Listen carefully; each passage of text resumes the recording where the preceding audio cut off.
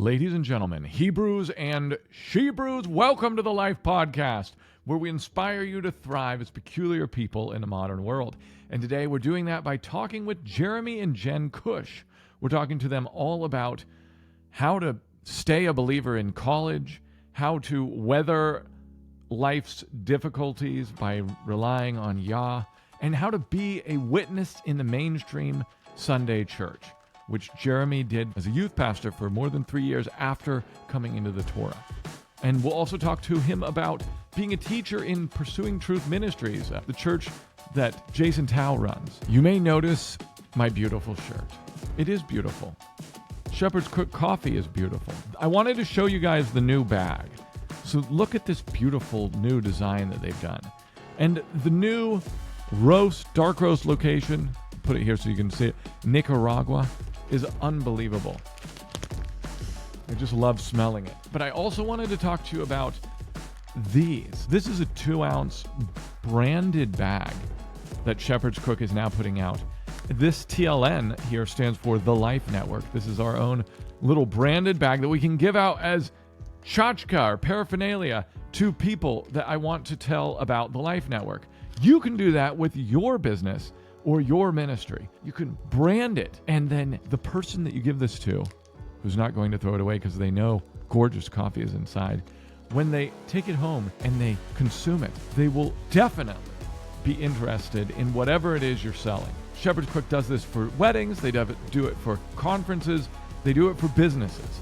Don't just get matchbooks. Don't get pens. That is all passé. They all break, and no one really wants them.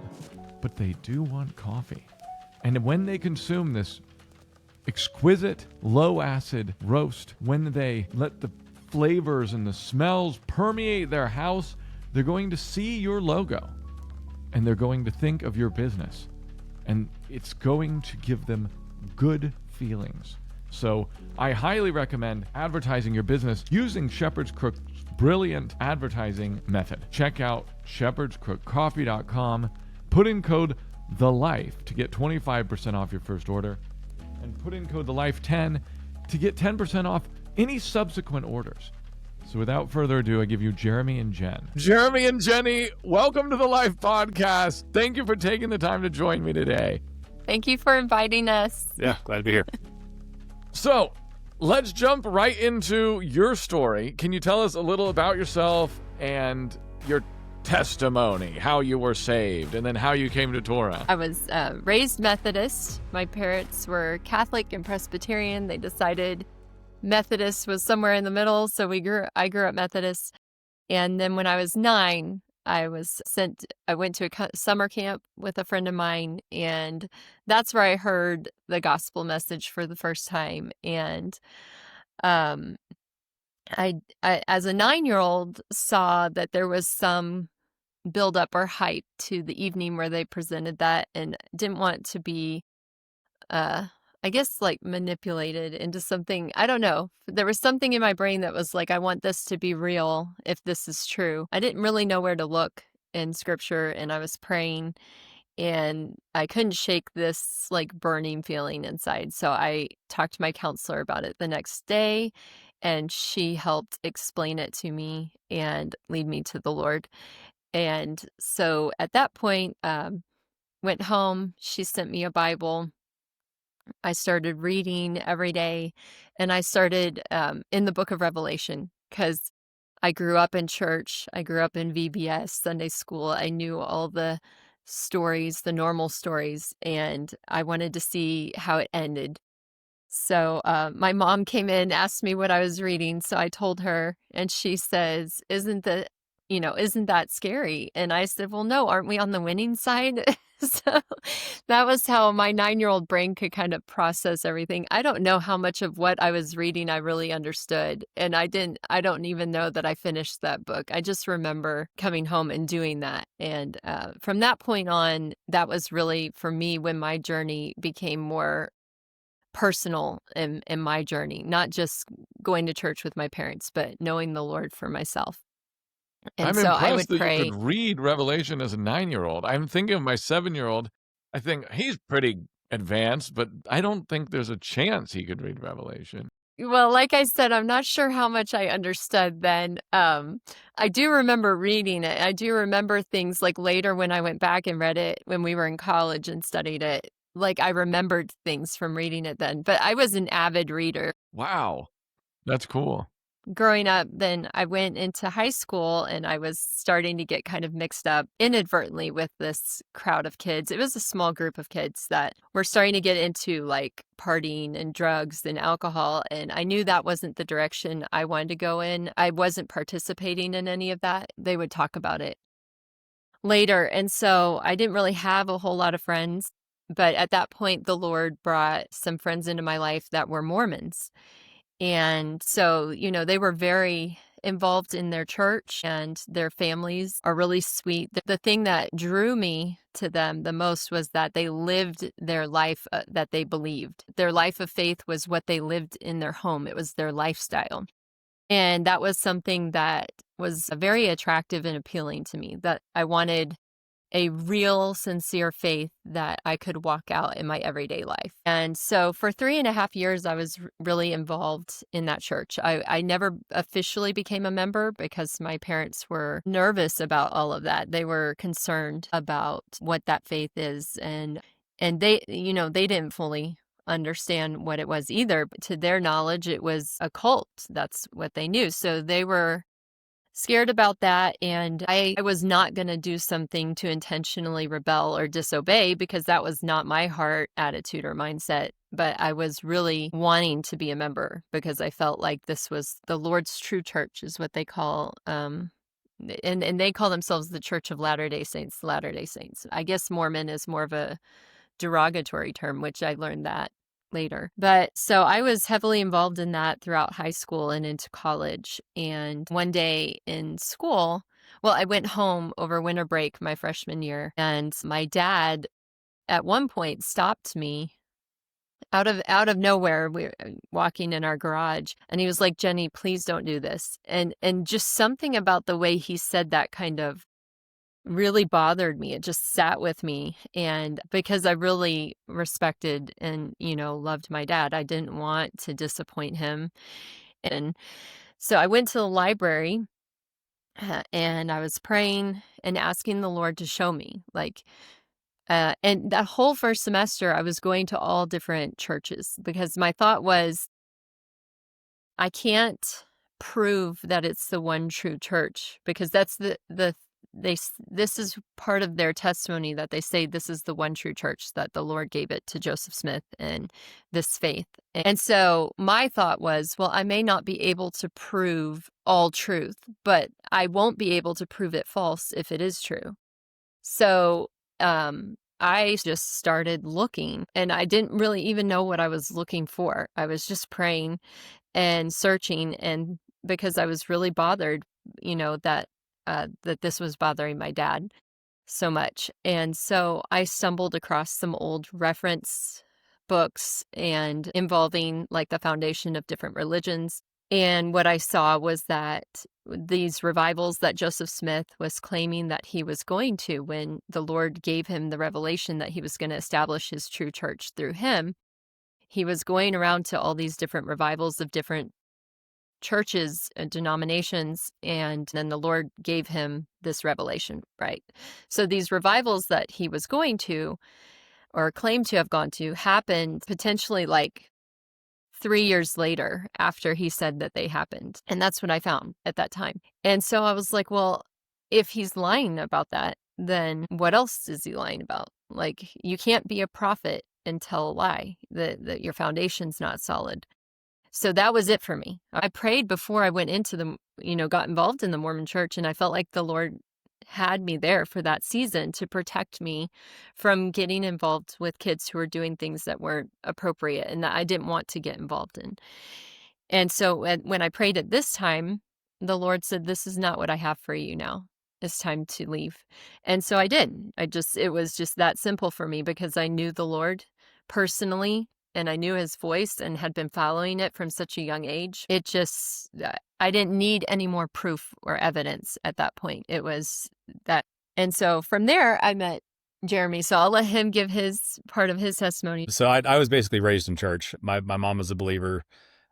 She's a Christian. And so we were raised in kind of Assemblies of God. I'm one of the people who grew up in church and was active enough that I don't remember not being in church, so that's just kind of always been my life. So later in high school, I would say is probably when I got more serious about all of that and started, I guess, being more intentional about that and studying for myself and trying to be more involved with things that were going on. Like my brother and I led worship as teenagers at our church, and we were involved in 3 or 4 other, student Bible studies and youth groups and things during that period of time, kind of late in high school. So kind of coming out of high school, I'd been in church at that point for almost 20 years and, felt like I had a pretty good handle on everything. I think like for most of us that are raised in church, by the time we get to be 16 or 17, we think we've heard the entire Bible. We know it pretty well. So I was, I guess pretty cocky coming out of high school in terms of what I thought I knew. It would be years later until I realized I was severely lacking in some important pieces of information. But, and so, yeah, so I went to the same college she did. And I'm not a particularly outgoing person. But a guy that I went to high school with, who I ran cross country with, ended up at the same college I did. We just happened to end up at the same university. He's way more outgoing than I am. And so he and I kind of hung out a little bit. And so he would go to all the different Christian student centers. He went to the Church of Christ one. He went to the Methodist one. He went to the Baptist one. He went to the Assemblies of God one. He went to them all because he wanted to hang out and they all had food. And so he would go hang out. And if I was feeling up to it, I would go with him. And so she had started going to the student center there, the Wesley Foundation. And amidst all that, then, she hung out with him a lot because I was hanging out with him. We all kind of hung out a lot early on. So that's how we ended up meeting. But, me coming in charismatic and they're more Methodist. So it's just kind of more, I guess, a subdued form of worship and all that kind of stuff. And I felt like I had a very good handle on scripture. And so, I kind of came into that with a maybe different attitude towards the Bible and the group that I was in. Cause I felt like I kind of had the upper hand when it came to Bible knowledge, when it came to that kind of stuff. So anyway, so that's kind of how our stories get connected at that point. So I don't know if you want to pick up from there. Yeah. So we were, I went back to the Methodist Student Center because I was going back to my foundation. I didn't really know what to do at that point when the Lord had me come out of the Mormon church. So I went there and I got immediately involved because I'm super extroverted. So I jump all into things right away and do everything in that thing, whatever I'm into at that time. So we had this group of mutual friends and his friend was super outgoing. So we would like do all this stuff together all the time, this group. And he was a lot of fun. He was. He was always like, I need to go to bed, guys. And it's like 8:00. And I was so overstimulated my freshman year by all the people and all the stuff. Like I was in bed at 8:00. I didn't understand introverts versus extroverts at that time. Like that wasn't a big thing that people talked about. Yeah. That would have been helpful to know. Because I was like, who goes to bed at 8? We're in college. That was a lot for me. I was kind of writing off this whole dating kind of thing. There were a lot of things that came out at that time, like I Kissed Dating Goodbye and When God Writes Your Love Story. And I was reading those types of books and I had been burned by a couple short, meaningless relationships. And I was like, this is kind of a waste of time and I don't really want to do that. So I made this list. This is what all the girls did at that time. And gave it to the Lord. And it was 8.5 pages front and back of one item per line of notebook paper of like, I want this and I'm not getting into a relationship till God brings me. And I was like praying over these things. Some of them are ridiculous though. Like Santa Claus. One thing on our list was the person had to believe in Santa Claus.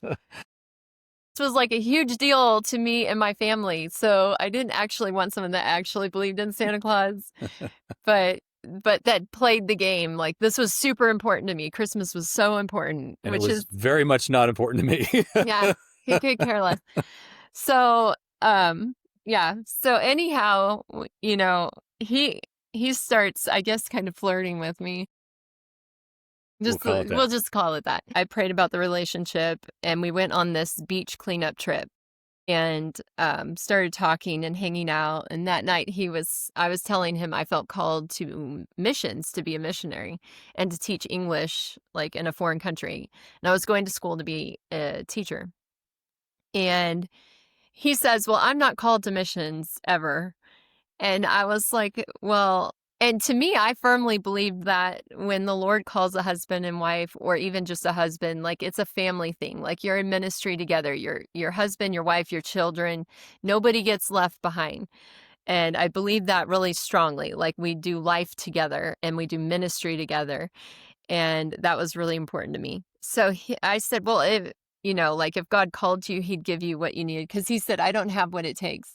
Yeah. It's not in me. I know people who are called to that. That's not who I am. It was more that I didn't felt like he had equipped me that way. It just wasn't, because I'm terrible with foreign languages. I was super picky eater. Like that was one of the things going through my head.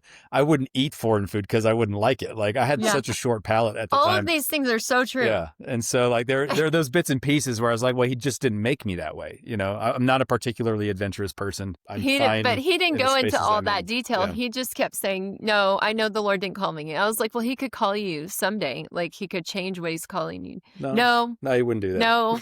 He didn't make me and so I was like, okay, well, good night. And I went to bed and didn't talk to him anymore. Because I was like, well, clearly that's not my husband because I feel called to this. I feel very strongly about it. He's never going to be called to it, according to him. So that's not my husband. So I went to bed, I prayed, and I was like, Lord, you're wrong because that is not my husband, which I had already heard the Lord tell me this was my husband. And we hadn't even started dating yet. And otherwise I wouldn't have even talked to him because that's where I was at. And so, I was like, no, Lord, you're wrong. This is not my husband. He goes, yes, it is your husband. Just trust me. That's your husband. And so the next morning I started talking to him again, like nothing had happened. I just quit talking to him the night before, didn't tell him why. I just walked off. I was like, okay, good night. And then the next morning I just started talking to him again, like it was no big deal. I didn't explain any of that because how do you say out of nowhere, oh, by the way, the Lord told me you are my husband. Like anyhow, so 2 weeks later, you prayed about it, right? Yeah, I guess that's when I started praying about that part of it specifically at that point. But I'm just going to tell it because it's part of our story. I had learned how to dead leg people. You take your knee and you hit somebody real hard when they're standing in the mid thigh on the side. There's a nerve or something there. There's something there and it causes you to fall over. It basically kills your leg for a second. Anyhow, we were randomly like dead legging people when we would walk, like just some of our friends. Anyways, Jeremy was not really a part of this, but I randomly did that to him, just joking around. And he got really upset and he quit talking to me. He went to his room. And this was right before we started dating. This episode of the Life Podcast is brought to you by The Way documentary, The Truth, Reformation 2.0 Apologetics book, and Truth Tracks. The Way documentary tells the story of our movement. This is the story of people who were trading Easter ham for Passover lamb and Sunday church for Saturday Sabbath, all in an effort to live like their Savior. It dives into their stories through their own voices and into the history and theology that show how the church got to where it is today.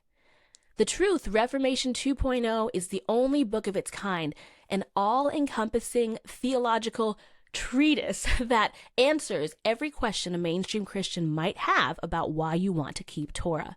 And finally, Truth Tracks are small comics, beautifully illustrated, that use stories and scripture to remind Christians that once we are saved by grace through faith, we are called to live and do the instructions of Yah, his Torah.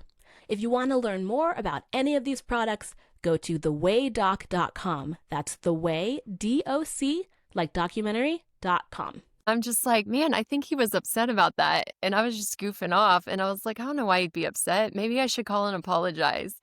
And then I was thinking, well, maybe I'm overthinking this. So I was like praying about it. And the Lord was like, you need to call. So at that time, he was in his room because he had a previous relationship that was not good. And so that's it like brought up red flags for him.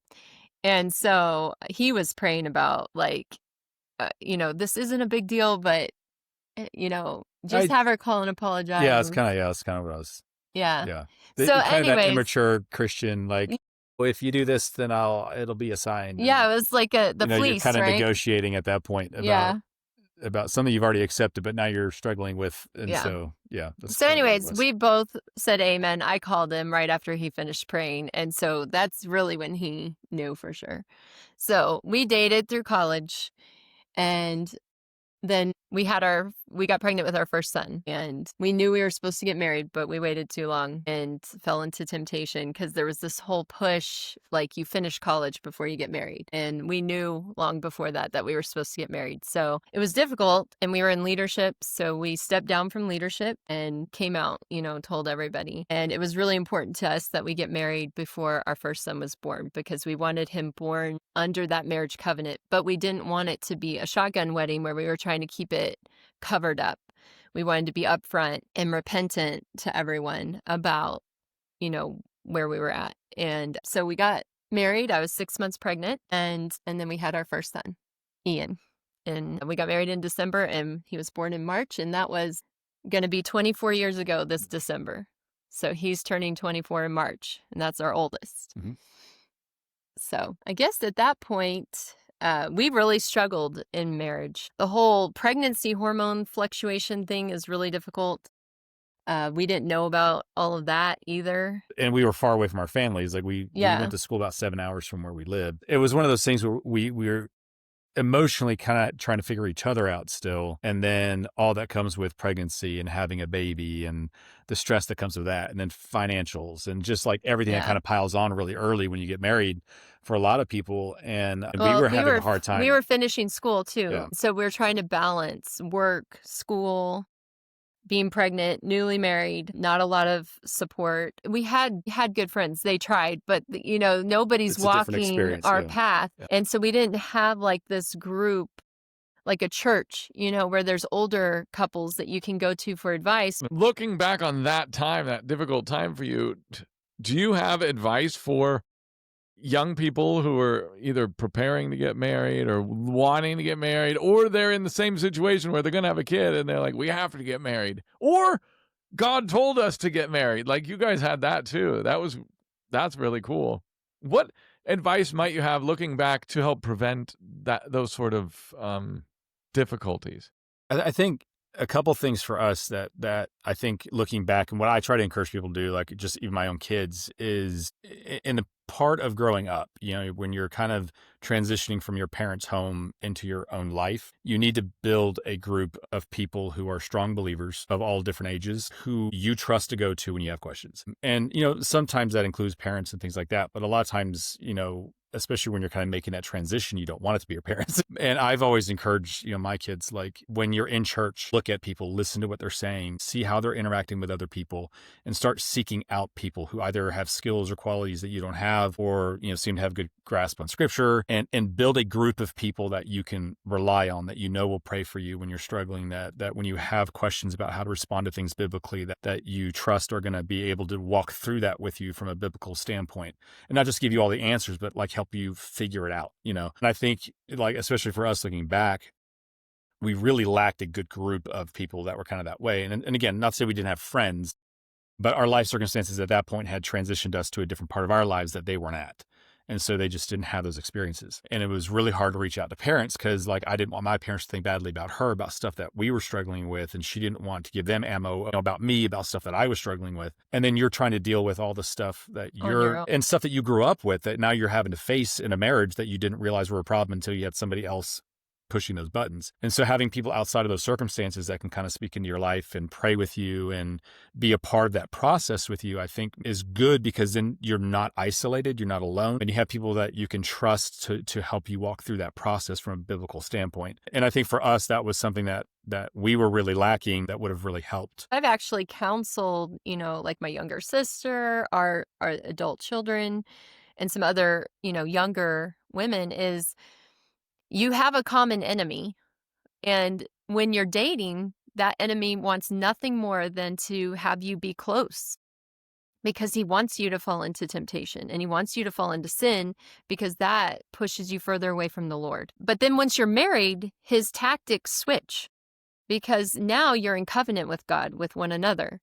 So he wants nothing more than to drive you apart. And this is why a lot of people will say that those things that you thought were funny and cute and quirky when you're dating become super annoying when you're married. And I think that's part of the enemy's strategy is he starts to just put lies into your head. He starts to like pull things out and you're each other's sandpaper. You're rubbing out the rough edges because there's no stronger relationship, right? Or closer relationship than the marriage relationship to your relationship with God.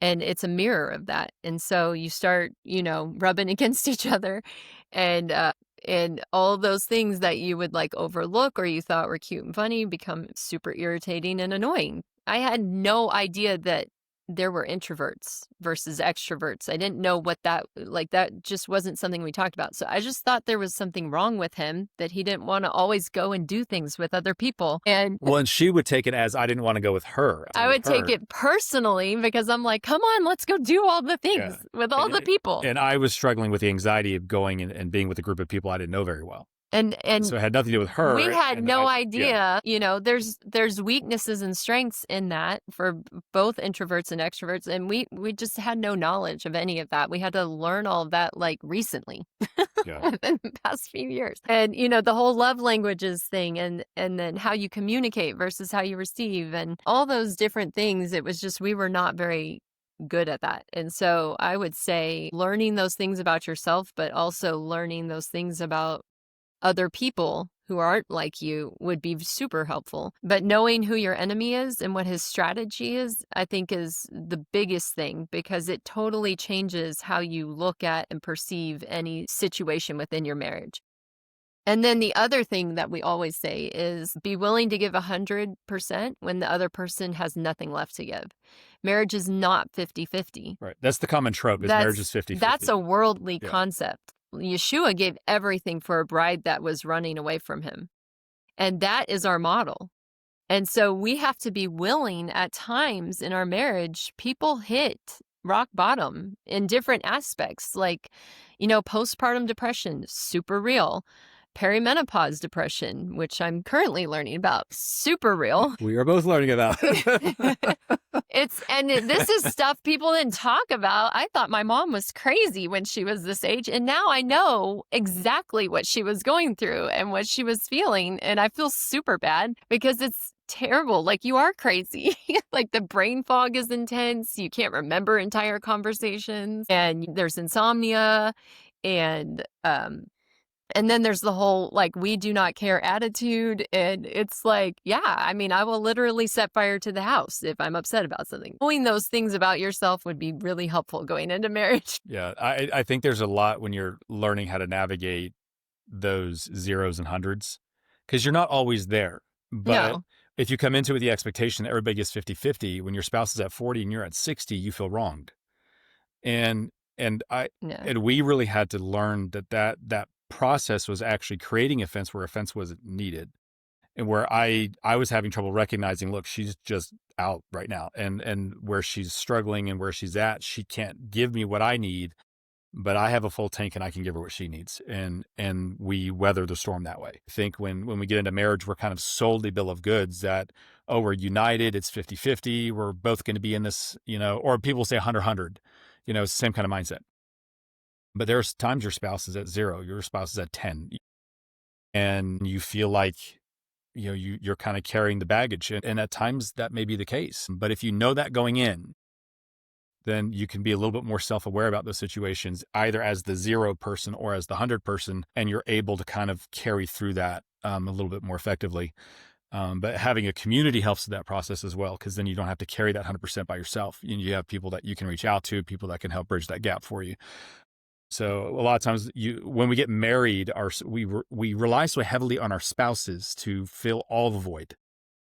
I think a lot of us even lose sight of the Messiah, and so when our spouse lets us down, it's this major thing.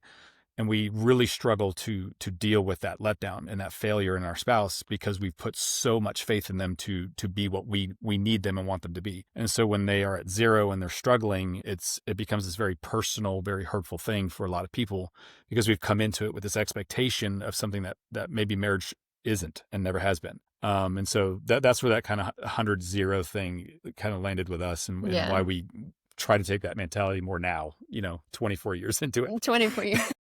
We're getting better. We're still learning. I've never heard that before, and I think that's great advice that all married people should hear. And I guess I'd also like to say, hearing your backstory, both of you were believers, strong believers. Both of you went away to college. Both of you, it seems like if you saw these people, you'd be like, oh, they're going to have a great marriage. Everything's going to be perfect for them because they're already, they're hitting on all cylinders, seemingly. But it's also, I guess, when you go away to college and you leave your family and you leave your support, no one really talks about the fact that you're stepping into a new community of inexperienced people exactly like you that aren't prepared or adapted to give you any good counsel. Oftentimes they'll probably give you bad counsel, like just leave them. And I think that's one of the weaknesses of modern culture, where we leave our base of people that are there to support us. And we're at that stage of parenthood now, where we have 4 kids that are actually that age. 3 of them are kind of equipped for that kind of stuff. And so we actually had lots of conversations working up to this point of like what our family strategy was going to be there.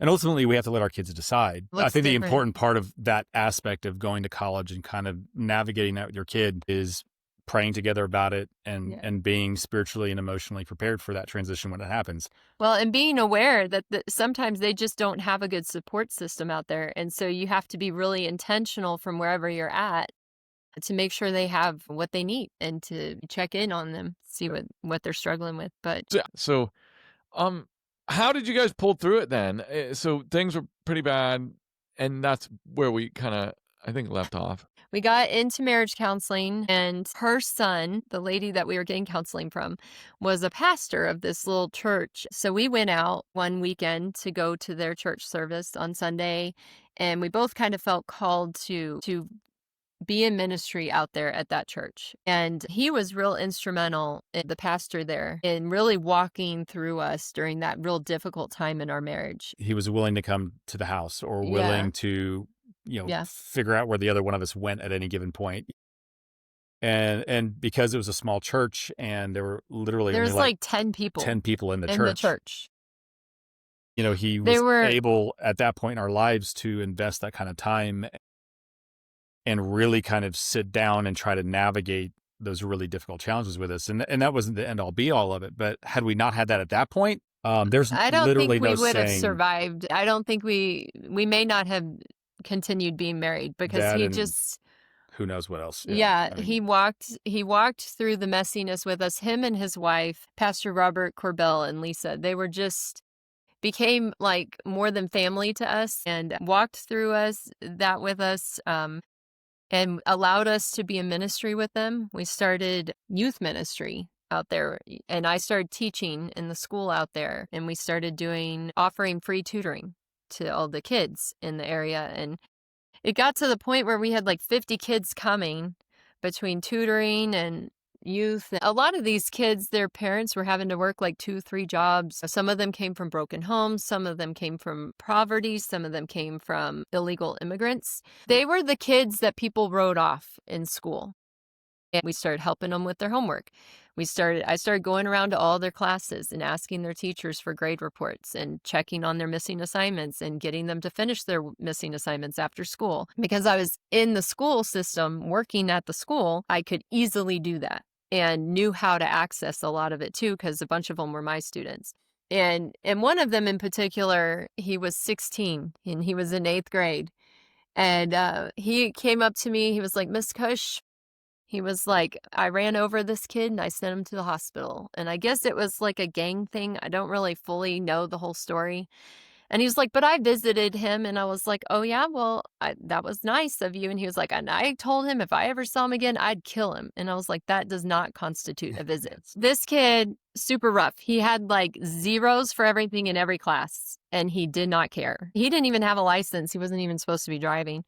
But anyways, by the end of that time, he was in my class, that whole year. by the end of that year, he was like, he wrote a poem for one of our assignments and he wanted to read it to the whole class and asked me if he could.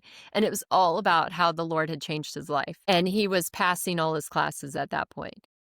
So we were just like, all right, what does the community need? And when I was teaching, I was like, they need tutoring. Most of these kids are like on a second grade level in, 8th grade. So that's what we did at that time. And then eventually the Lord moved us out to be closer to our families. At that time, we were in East Texas and we were really struggling financially. And our pastor prayed with us about it and felt like it was time for us to move out there so that we could have, just more support. And during that time, we had somebody come from time to time to our church in East Texas, and she would talk about how she attended a Messianic congregation, and she would talk about things like the biblical feasts and then like these Hebrew words like shalom. I read a book by a Jewish rabbi who was also a scientist or a doctor. It was called The Maker's Diet by, I think his last name was Rubin. And I was interested in the health aspect of all of this. And there were like these particular studies that showed the benefit of eating a biblically clean diet. And even like a study on taking 1 day out of 7 to rest is healthier than taking like 2 days after 14 days of work, or 1 day after 8 days of work. Like there's different countries who have done these different things and they've studied it out. And the people that are the healthiest are the ones that have 1 day after 6 days. Yeah. Oh, that's And then awesome. like the gravitational pull of the moon, like the best day to rest is from Friday sundown to Saturday sundown. And I don't remember the study or what it was called, but he references it in that book. And so I was like, that's super cool. And so we are, in ministry in a mainstream church at this time out in East Texas, and I'm reading all this and we're trying to switch our diet and be healthier. And he did not like bacon. I've never been a pork guy. Yeah. Ever. I And didn't like so- bacon, didn't like hams. So like that So kind of stuff to me was I not a was big like, deal. what if we tried turkey bacon? Because he mentions these things in the book or whatever. And so we tried that and he liked turkey bacon. And so for the most part, we started keeping a biblically clean diet then. Yeah, she was never a big fish person, so we didn't do a whole lot of shellfish. Yeah, and we stuff didn't do like any of that. So, So it wasn't a big deal yeah, the to food us. thing for us was easy. It was 'Cause like- we didn't eat stuff It was a anyways. health thing at that Yeah. time. It was a health thing. And we were trying to like eat more organic. And that was all new then. And it wasn't a fad yet. That's great. I've heard of this book. I can't remember the guy's full name, but I know The Maker's Diet. I want to look up those studies. And I was like, I would like to look for one of these like Messianic congregations. I want to see what that's about. And so I like Googled it and I found one in San Antonio, Baruch Hashem. And I was like, they have Hebrew classes and Davidic dancing. I had never heard of all this stuff. And he was like, oh, no, that's not for us. That's for like Jews who come to know Jesus. Like we would be like infringing on somebody else's like culture or whatever. To me, that's jumping in somebody else's pool. Yeah, like There's the Christian it's pool inappropriate. and there's the Jewish pool, and we both kind of have to stay in our pool. Yeah. It was kind of the way I looked at it.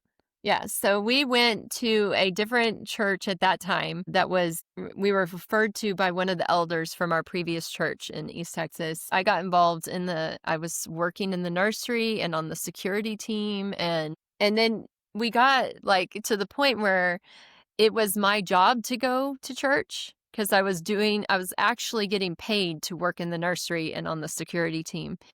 And our kids were coming out of their classes talking about how they watched Bug's Life and stuff like that. And these were kids, our oldest kids they were little, who were walking the streets doing ministry with us in neighborhoods the police wouldn't even go to in East Texas. And I'm like, this is not what I want for my family. I don't want my kids coming out of children's church fighting over the toys they got out of the treasure box or whatever candy they were given, or watching movies and couldn't tell me anything that they learned about scripture. I feel like a step back. Yeah. And then from a he wasn't spiritual really standpoint. going at all at that point. He was working retail. So he was I worked a working lot on Sundays, on the weekends. in the afternoon. Right. And And it was a big church, and I'm not a crowds person, Yeah. and so a lot of that kind of stuff to me it was a harder transition for me. I was watching our family become more and more complacent. I was getting to the point where I didn't even care about going to church anymore unless I had to work. He wasn't going. And I was like, this is just not who we are. This is not who our family is. And this is not who I want to be. Like, I do not want our family to continue down this path, because this is just, we're like lukewarm and he's going to spit us out kind of thing. Like, that's what I was feeling. And so I was like, I'm going to go check out that Messianic congregation that I looked up. And I'm just going to go see what it's about. It's on a Friday night, so it's not going to interfere with church or work or any of that. And so I took our oldest son, Ian, who was like 6 at the time, and I went and I checked it out. And I went in, and it was like nothing I had ever experienced in my life before. So they blow the shofar, okay? Never in my life have I heard of or seen a shofar. I've never heard that word. I've never heard a shofar. It's a relatively big group. Yeah. At the time, And there were this probably big 350, round 400 people building in with there. like this Yeah. acoustics and stuff. There were tons of people there. Anyway, so they blow these shofars. So they blow the shofar to start service. There are shofars all around, including in this balcony behind me that I didn't even know was there, blowing. And so I'm like, Jesus just came back. And I'm looking up and I'm like, we're about to be raptured, because I have all of this false doctrine that I still believe, like it rolling around in my head. And I'm like, why are none of these people looking up? Can they not hear this noise? I had no idea what it was. I legitimately thought like I was hearing trumpets from heaven or something, and no one else around me could hear it because they weren't acting like it was weird. Anyhow, so the worship starts, and like they have this huge worship team. Like I'm talking saxophones, violins, everything. And then there's people dancing everywhere, and flags and streamers. And like the Lord had me study dance and worship when we were in East Texas. He had me look up every verse related to dancing, because there was this group that came out, and I was like, I didn't know you could dance and worship, and it just intrigued me, so I studied it. And so anyways, they had dancing and streamers and all this stuff, and everybody in that building was engaged in worship, and unlike anywhere else I've ever been. So like for me, that's way too much stimuli. And that's coming from a charismatic person who grew up in that environment. It was a lot. It was super cool because everybody was worshiping the Lord in their own way, but all together.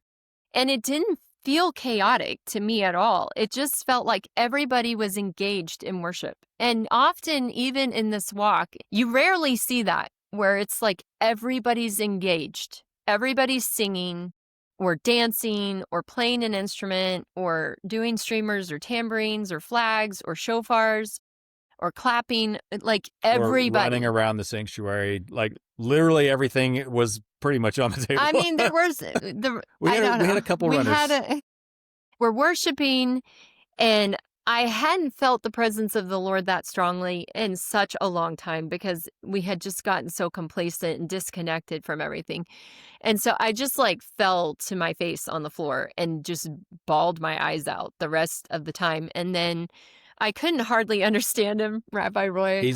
I love Jewish, him. He's super heavy accent. He's Jewish and Hispanic. I love him. But at that time, I didn't know him very well. So I had trouble understanding him because he has a thick accent. Also, it was preaching unlike anything I'd ever heard, because he was going through different things in the Torah portion that stood out to him.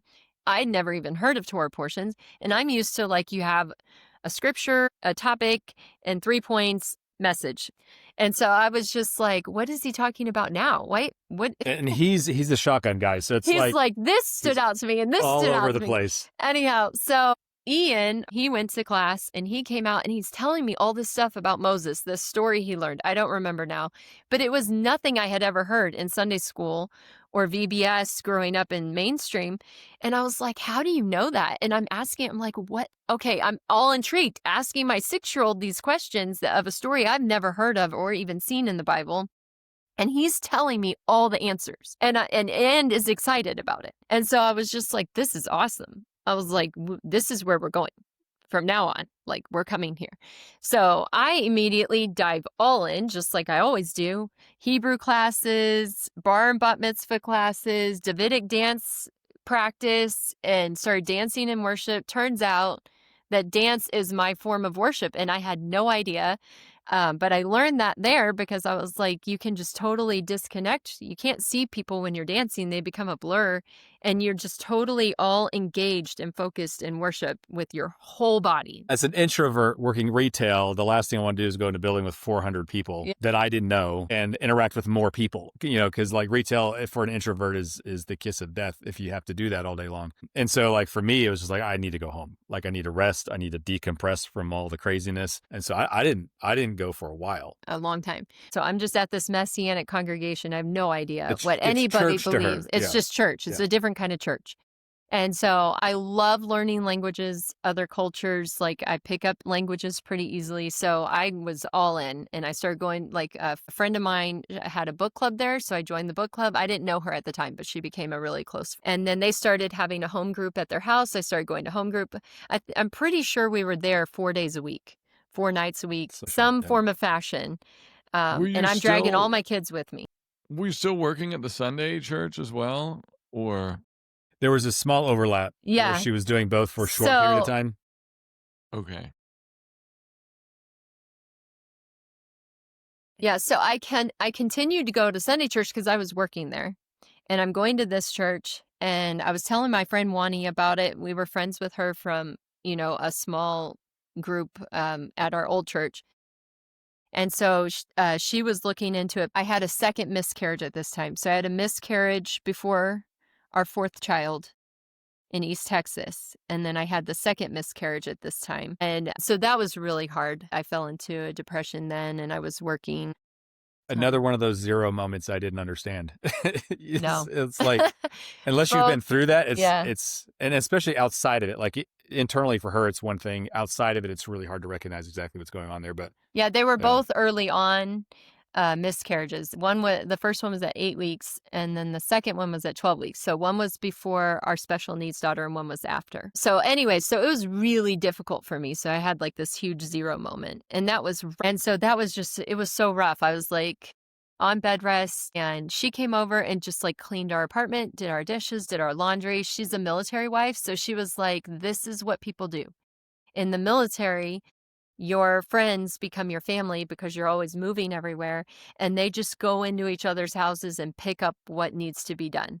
And it's amazing. And I had never experienced anything like that. And she was awesome. And she kind of helped walk me through that. And she has an incredible testimony. But anyways, and so I'm starting to learn about the feasts and Sabbath and why it's important in the dietary commands. But I still have no real understanding of, like, I knew what Torah was, and I knew that it was important and still relevant, I guess is where I was at. But I was still trying to figure out my faith based on what other people were telling me, because I'm still in this mindset of like a preacher teaching me and not really getting into the word as much. I started getting into the word more than I had been, but not enough. And I didn't really know how. And so I'm learning all the things. I learned so much. It was so valuable. But I also started recognizing I was picking up some traditions, and I didn't fully know that. I just barely scraping the surface of like rabbinic tradition versus biblical. And so like, we were eating kosher, and which is different than biblical clean. It Right. overlaps, but there are it differences. is a little different.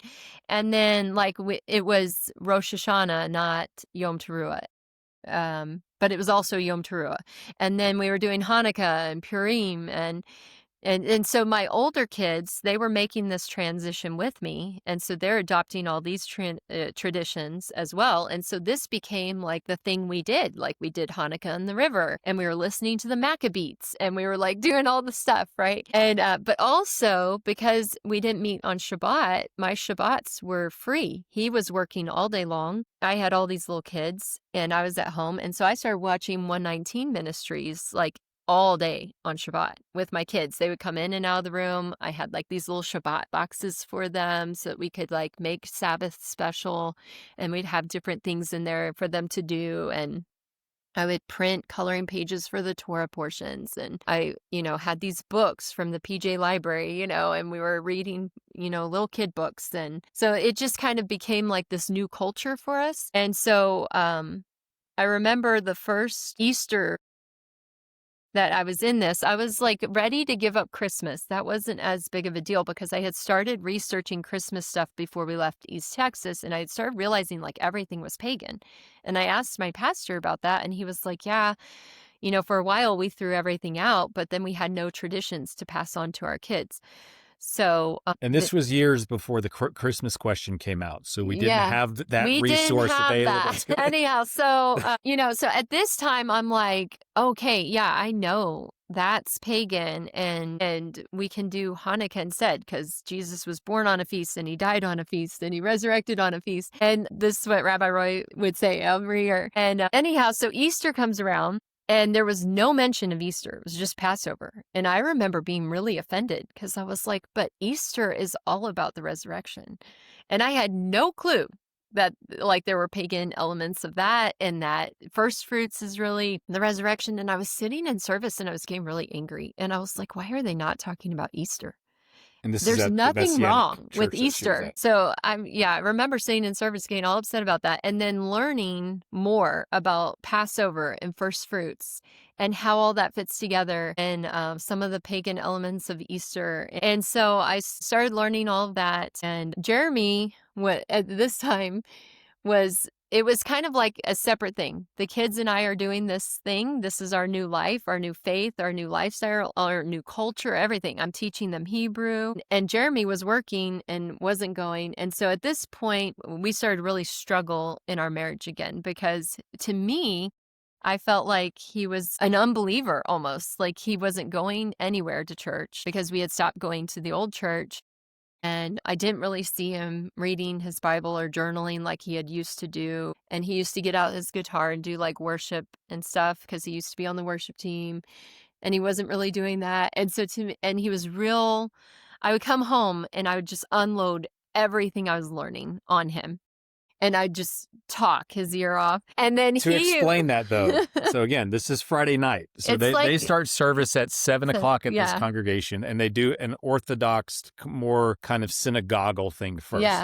Where they do the liturgies and the yeah. prayers, and they bring the Torah scroll out, and they walk it around the sanctuary, and they do all of those normal synagogal things. Yeah. So when they have a Jewish person in there, they feel at home.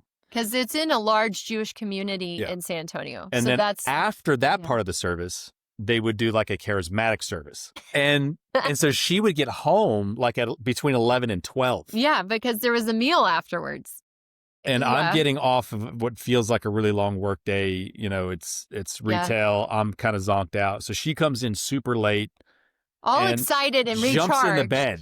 And she's like she just drank 6 cups of coffee, throws the fire hydrant open, and it's just like blasting me with all the things. Yeah. I'm like, so too late, not processing. Everything I had learned, I'm just like, and so like, first of all, he's like tired and ready to get bed and done with people for the day. And see, I still don't understand this. We're like probably 10 years into marriage at that point, and I still don't get it. And then he would like ask me these questions and just, it would become combative, like real argumentative. It was so hard during this time in our marriage because I felt like I was so excited about all this stuff I was learning and all this stuff I'm doing with our kids. And he didn't have an issue with me doing this or the kids doing it or anything like that. He just was doing his own thing. And so it felt like we were completely separate. And like everything that I'm excited about and learning about, I can't really talk to him about unless I'm ready for the battle, because it felt like a battle every time. It was really difficult. And so I was praying about it, because I felt like I was married to like an unbeliever. It felt like that to me. I felt like he had gone backwards and had kind of like cast off religion, but it was more so he was kind of done with the system because he saw issues. I was done with the fakeness. Everything just seemed pretentious, and I'm going to say the right things. I'm going to look the right way. And as long as I kind of follow that mold, nobody will challenge me. Nobody will ask me any really hard questions. I don't really have to study my Bible. Everybody will just accept I'm a believer without any kind of responsibility to it. And I just kind of got sick of that part of it. And those were the people that we were around. And again, not everybody was that way, but like the larger group of the people, that's just kind of how they operated in that space. And I just kind of gotten sick of all of that. And I had kind of talked myself into, look, I can do this at home. I don't need a church to do this. I can just do it by myself.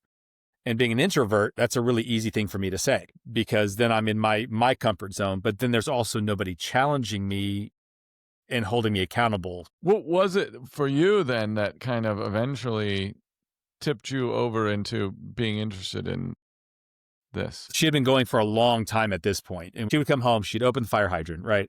She started to express to me that was her way of kind of connecting with me with all this information. Well, and it was a way for And- me to organize my thoughts Right. about what I was learning, because I was like an outward processor at times. Right. And so she was kind of talking me through that part of her personality, and I was trying to explain to her why that was too much. And so we're in this process of kind of negotiating how we're going to navigate this because I wanted to encourage her to study the Bible. I didn't want that to stop.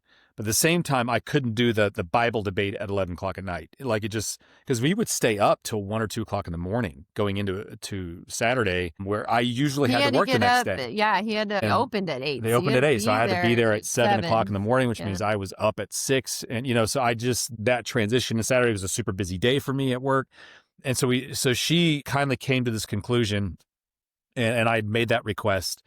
All right, one thing. Just tell me the most important thing. Because in my mind, she's going to come up with one thing. We're going to have a 5-minute conversation and then I can go to bed. And so what ended up happening was she would bring up the one thing and we would have a 3-hour-long conversation about the one thing. Well, and this was the Lord, because I would sit there during service and take meticulous notes. I would write down every scripture, everything that, like, major point that he made, like anything I could think of that stood out. I would just write it all down, even my thoughts. Like I just was writing it all down, because then I was like, what's the one thing? What's the one thing I need to tell him that he needs to hear? Because at this point I can see we need to be keeping Torah. And so now that's where I'm at, is I've gotten rid of all the Christmas decorations, and which was crazy for me. People she's knew a Christmatic, yeah. They knew me in high school for playing Christmas music beginning in June. Like I was a Christmas fanatic. At this point, I have tossed it all. It's gone. And that really was like eye-opening for him, because at that point, I was defending Christmas She and was- she yeah. was like done with the whole thing. And so anyway, total role reversal. I'm like, I don't even know what the one thing is that I'm supposed to say. And so I'd be thinking about it the whole night for hours, right? And I'd be coming home, I'd get in the door, open my mouth, and something would come out. And I would just say whatever was on my mind right then. One thing. And it was always the Lord. It was never something that I could have planned, because I tried to and I couldn't think of what's the most important thing. And so that one thing would always spark his curiosity every time. And it wasn't me. We would sit down and open our Bibles and really work through it. Because in my mind, I need to debunk whatever was just said.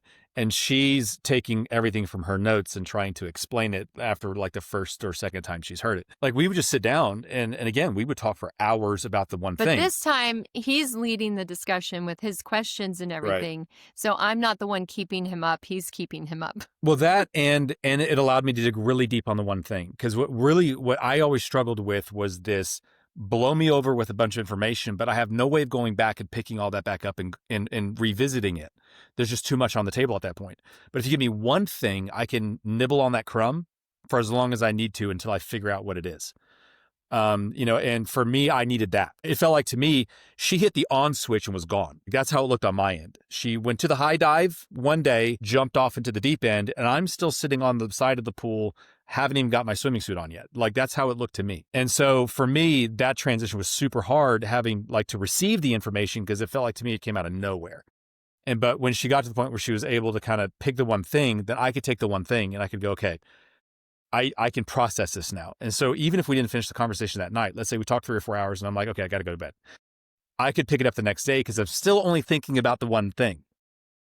And that allowed me even throughout the week to go back, because I wasn't having to remember all of it. I was just having to remember the one thing. And so it eventually led to like midweek conversations and, a lot more Bible study. And we were doing all that together. And that all was only possible because she was willing to hear my request and go, okay, I'm going to do this differently. And I think like, especially in the Torah movement, we've heard so many spouses struggle with this. We've heard of people getting divorces over this. And to me, like, and especially with us being as stubborn as we both are and having already had lots of marital issues at this point in our lives. Yeah. That we hadn't fully ironed out all the way. Like that was one aspect of this whole thing that even made the transition possible for me. Because she was willing to take a step back. She heard what I needed in that process, and she was willing to work with where I was. And I think I think too many times what spouses do is they go, you either get this or you don't, but they're unwilling to walk through that with a spouse. You know what I'm saying? And this is like discipleship 101.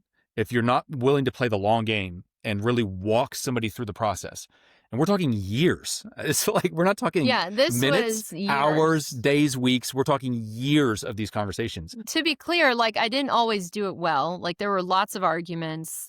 I would say they were impassioned discussions. I don't know that they were arguments, but we were both convinced of our points. You had agreed on doing this one thing when you would tell him, all right, one thing, you would debate it for a long time. When we started having conversations, what I started noticing was the stuff that she was saying was actually in the Bible. It wasn't just something somebody told her. I could find it.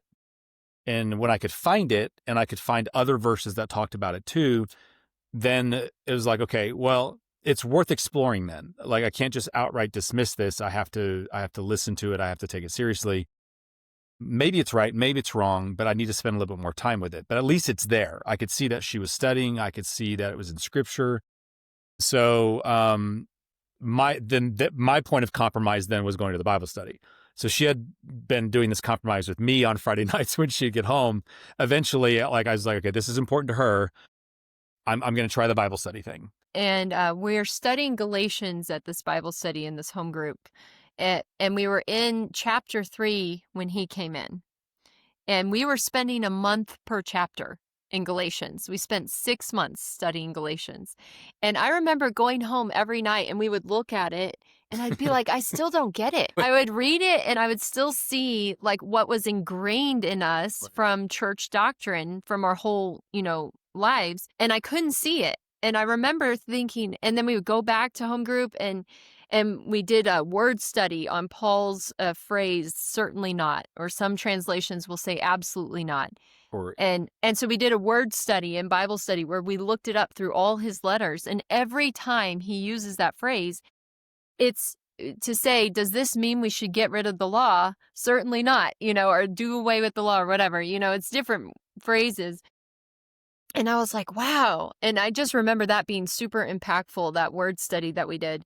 And so he's coming in the middle of chapter 3, like right when we're getting into the like nitty gritty of everything that everybody argues. Well, a lot of the divisive stuff comes in. Yeah. And I remember it being such a struggle, like for both of us. We would go.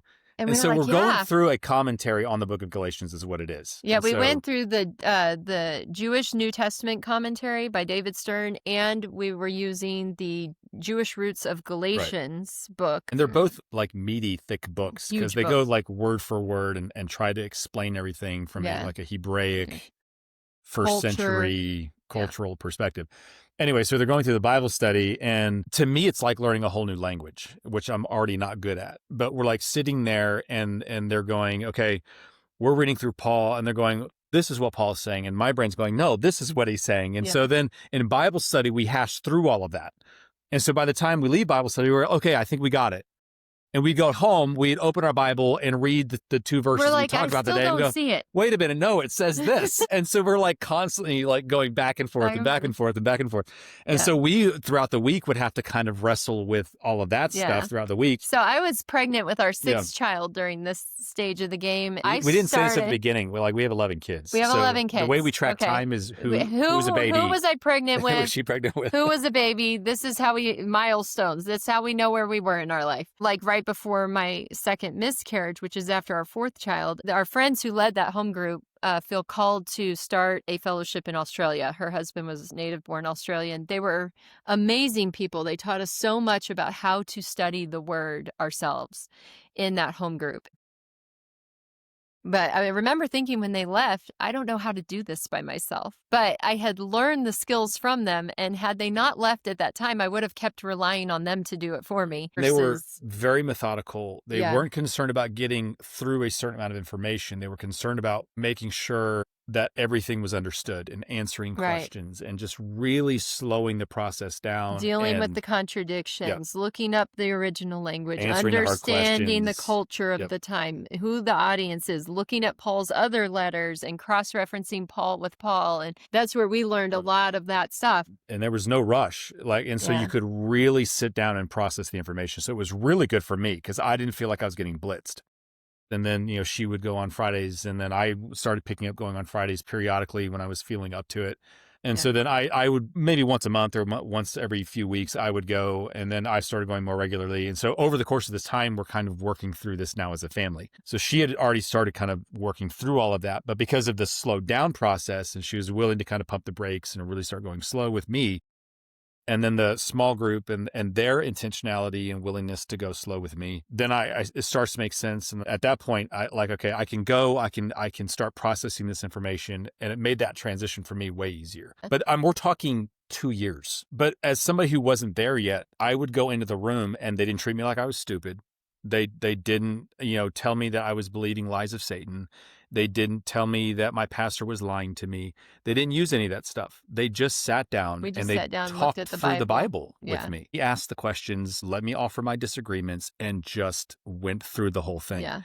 And they were willing to invest however long it took and do the thing, and never made me feel small, never made me feel bad. And all of that, when you put all that into the puzzle, like, without any of those pieces working the way they did, there's no way I would have come to this conclusion. I would have given up on it a long time ago. I'd been in this for a few years and just got to the point where it's like, look, I probably need to start asking for Saturdays off. When retail, that's the kiss of death. You don't do that. It's the busiest day. You don't ask for Saturdays off. And so I wrote a letter and I tried to make sure I explained my position.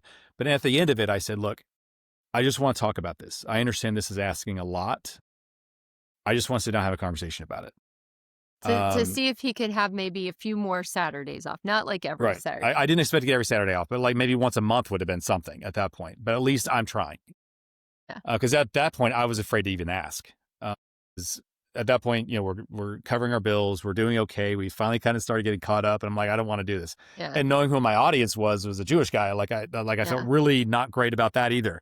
Because here I am, this Gentile going to him as a Jew and asking for Saturday off for religious reasons. Because it's the Sabbath. So he sends the email, and a month later, I get a surprise meeting with the owner and my regional supervisor, and they fire me on the spot. And we had just moved onto this property. So we have a mortgage. We have a mortgage. They told me I was just acting too much like a normal employee, not enough like a manager. And they didn't really spell out what that meant. But then when they had the meeting to tell the rest of the people that I got fired, they told them it was because I asked all for Saturday. No, demanded all Saturdays off. I found that out later when I was meeting with another coworker after the fact. And so that was a lot. Shock. That was a pretty crushing blow. So then, and for me, naturally, what I think when something like this happens is, what if I'm pregnant? So I took a pregnancy test the next day and I was pregnant. Yes. Yeah. My goodness. With our seventh child. Because it's normal. I'm usually pregnant. And usually our life is falling apart when I find out I'm pregnant. So that was just normal. It stirred up a lot of frustration and bitterness in me because I'm like, look, I'm committing to this. And I take that leap and I just felt like I got kicked in the teeth. And that was a lot to process in a very short amount of time. And so I was frustrated with her because I'm like, you talked me into doing it. I shouldn't have done it. I ended up staying on with that company. Like I had that good of a relationship, even with that whole thing that was going on, that I ended up staying on. At that point, I wasn't a manager though. So I got more Saturdays off. I was getting paid just as much as a salesperson working for the same company as I was as a manager with almost no responsibility. And I was able to get my weekends off most of the time, my Saturday off. And so it ended up being a blessing, but I still struggled with it even after that point because I wasn't recognizing that transition was actually a blessing for us. Because I knew I couldn't stay there permanently at that point, because I wasn't going to go anywhere. At that point, I could sell shoes for the rest of my life, but I didn't want to be a 60-year-old selling shoes. Like after they fired me, I wrote them a letter saying, look, thank you. I've had opportunities here I would have never had. Like he paid for some training for me to go to. We felt really strongly that you don't burn bridges. As a believer, we need to look for the opportunity to be thankful for what we were given and recognize that ultimately he is sovereign and in control. So it was clearly the Father's will that Jeromy not work there anymore for whatever reason. With all that being on the table, knowing that he was Jewish, knowing what I had asked for, I didn't want his view of Christians to be, I didn't get what I wanted, so now I'm going to hate you. Like, to me, it was a much more important thing. If I'm going to call myself a believer, I'm going to say these days are important, and they're important to you as a Jewish person, Right. I wanted my relationship and my communication with him to be something that didn't create a divide in that. To preserve your witness. Right. So that maybe throughout the course of time, I might have room later on to interact with him positively and hopefully You have did. benefits there. So, and that was kind of the beginning of a lot of things like that started happening after that point. Yeah. So then we struggled for a while. There was a season where we took like 4 months and we're chopping down cedar trees on our land and selling them on Craigslist to pay bills. 110 Awful. degrees outside. like- I've got the kids out there helping drag branches. I'm cutting Yeah. trees down. And gosh, Ellie it's so was much. 2 and she was potty training, and Eli was the baby, the 7th one that I was pregnant with. And so I would set him up in his crib for nap, and we would all go out, and I'd open all the windows so we could hear him because they didn't have a baby monitor. And we would chop down cedar trees and haul brush and burn these big piles, and all the kids were working. And we would do school at the meal table. So breakfast, lunch, and dinner, we did school at the table. And the rest of the time we were out working on the property, and it just barely paid all the bills. And It's a lot. and our AC went out the first summer we lived there, Southwest Texas. We get 112-degree heat in the summer, and I was pregnant. And we lived in that house that whole time without AC. And then the dryer went out, but that was fine because it was too hot to use the dryer in the house. So we would line dry everything, and we cooked out over an open fire because it was too hot to use the oven or the stove in the house because it would heat up the house. And we had box fans in every window. It sounded like we lived in a wind tunnel. It's like Most of the time it didn't rain out there. It's like deserty and dry. And so the kids would sleep out in hammocks. But at one point our washer breaks down. We cannot afford a washer or dryer. So we're already line drying everything. We were studying early American history in like Little House on the Prairie. So we're like hand washing clothes because the girls, Anna and Emma, they were like 8 and 10 or something. They wanted a washboard. So they saved up their money and bought a washboard from the hardware store in town, like one of those old fashioned ones. And so I was like, well, it looks like we're hand washing clothes. And I had read this home study manual about how the kids only had like 1 pair of overalls for the week, and they had their Sunday outfit and then they trade out their socks and underwear. And maybe if the shirt was dirty enough, maybe, but they would reuse it. So that's how we lived. We were like, okay, you got your church outfit when we go to Shabbat, and then you have your farm outfit for the week, and you can change out your socks and underwear. Most of the time they were barefoot, and so because you could not handle laundry for that many kids, hand washing and line drying and everything, but that's what we did for that time. Did you find that you grew closer together as a family during this time, though, I wonder? During that season when that's all we did, yes. There were challenges because you're around each other all the time then. But you do find you get really acclimated to people's personalities. You're working on everything together. So you succeed as a family, you fail as a family. Yeah. The failures, like for us, because we're still kind of learning all of this, hit harder because you're all together and you're all feeling it at the same time. Well, and there's just more at stake. It's like, okay, if we don't cut down enough trees and get them ready to sell and find people to buy them, then we can't pay our bills. There's this underlying anxiousness about it. Yeah. Even looking back at it now, there's this There's no paycheck at the end of the week for sure. Yeah. Because you showed up for work. It's like you have to make it happen. So it was really tough. So he worked in various different jobs during that time, whatever with he friends. could find. A buddy of mine was a plumber, another guy that did land grading and stuff He like worked that. for the local newspaper and they for would a while. pull us in and out and help them do stuff. Yeah. And then, so we started praying then about going back into ministry. And Jeromy tells me that he feels like we need to go back into the mainstream churches and just live our life. What we started noticing is all the groups that we were around, these Messianic groups and Torah groups, there was a lot of animosity towards the mainstream church. And isolation. Nobody was going back. Nobody was talking to mainstream Christian friends. Like what we heard was conflict, war, division. And that was the mindset. When people were leaving the Christian church, they felt attacked, they felt lied to. And so there's this hostility, there's this animosity. And then when they would engage with people, they'd engage through that filter of feeling like they had been lied to and having all this bitterness. And so then it would create more conflict and it would cause them to recoil and pull back even more. And so in all the circles that we were in, everybody was removing themselves. And I kept thinking to myself, well, if nobody spent this time with me, where would I be right now?